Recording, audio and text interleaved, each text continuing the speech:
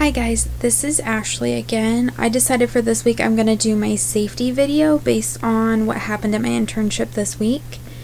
I know we're supposed to address a safety issue that we had in our bachelor level placements, which kind of goes along with one that I had this week as well. So in my bachelor level placement, I was at an agency called Perry Senior Citizen Services, and we delivered meals to them, as well as took people to the doctor if they could not get there on their own. It was donation based, so it was a free service if families couldn't afford it, and the meals were $2 a piece, and honestly pretty good. I ate them quite a bit while I was there. My safety concern there was we were in a shared building with the city of Southport, which is tiny.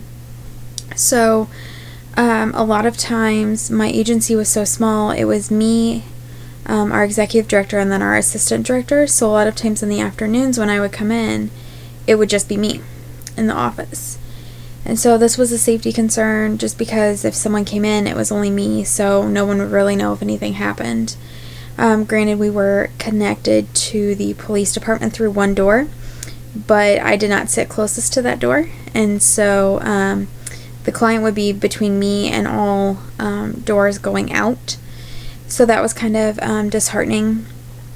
Nothing happened at that placement, which was wonderful, and they have since rearranged the office after I brought that up to them, and they will be moving to a new office, so that will address the issue again as well.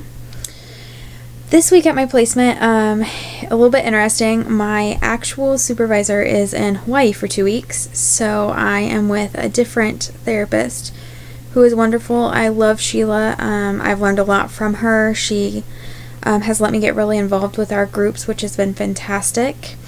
I even learned how to do all of our documenting for billing and things like that, so I can be really helpful to her this next coming week because Mike will be gone one more week.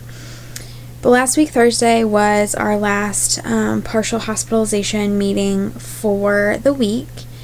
And it wasn't one of my clients that actually had the incident. It was our dual diagnosis group, which addresses substance abuse as well as mental health issues. A gentleman in that group had gotten upset. We do pull both groups together, so there's about 25 people in our group to learn skills, and so that can be overwhelming for people. It's overwhelming for me as an intern to try and keep up with everybody and make sure everybody's getting what they need out of the group, which will change when Mike gets back. But this client got visibly upset during this group. I was kind of watching him because I saw some body language postures that were a little bit off. He did cry at one point. So when we divided the groups for the second half, which is our process group, where we kind of talk about in detail what was going on, anything the client has going on that week they really need to talk about and get support off of, this gentleman was in the wrong room. So I went in and got him and said, hey, your group is meeting over here. Let me take you there. So I did. We all went about our process group like we should. We divided into two, so our process groups were about 10 people apiece, which is a great group size for them, and everybody enjoys that group size. When we're all together, it's a little bit overwhelming. But as we're finishing our process group, which we had someone graduating, so we were doing our graduation ceremony, I hear yelling in the hallway, and I'm like, oh, okay, well, I'm just gonna let it go because I knew that there were two therapists out there, so I figured I'd let them handle it. Well, I continued to hear yelling, and our graduation was about over, and we were about to release our clients, so I wanted to make sure everything was going to be good if they walked out, because a group of 20 people is pretty overwhelming. When I went out there, one of the clients was having a major panic attack, and I was seriously concerned for safety. Our front of our building is all glass windows, and that's where he was having his panic attack, kind of in front of all those windows, so I was a little concerned about him breaking them. I was also concerned because had it been a regular night and Mike had been there, it would have just been Jeanette, I, and Mike. So we have no backup. So if something goes wrong, it's up to the therapist that's leading the group to manage it, even though you have the rest of your group that you still have to take care of and worry about safety for. Thankfully, this individual's mom was there, so she was really helping manage that. We kind of let her take the lead role. since she's the one who's around him most and knows how to help him in these panic attacks.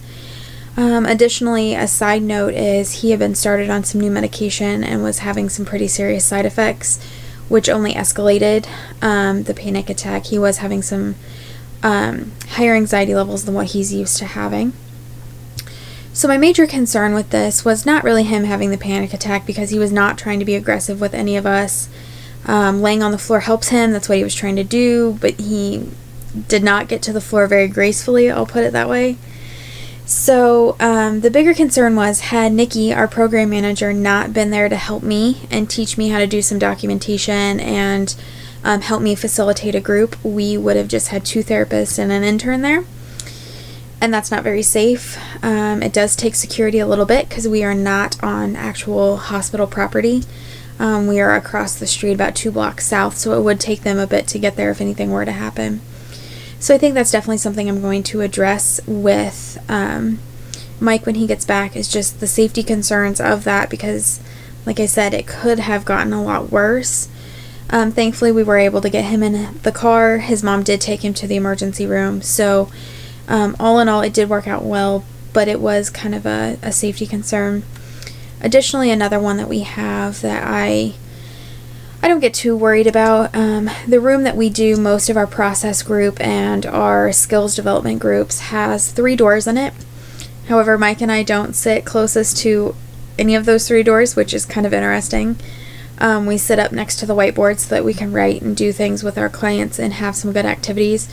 So I definitely think that's something else I'm going to address with Mike, is it possible for us to sit in a different area of the room?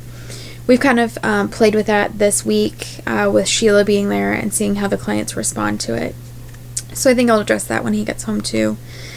But that's about it for safety concerns. The nice thing is we don't leave without the other therapist in the evening. So I wait until Jeanette or Sheila is ready to go, or both, and we all leave together just for safety concerns in the parking lot.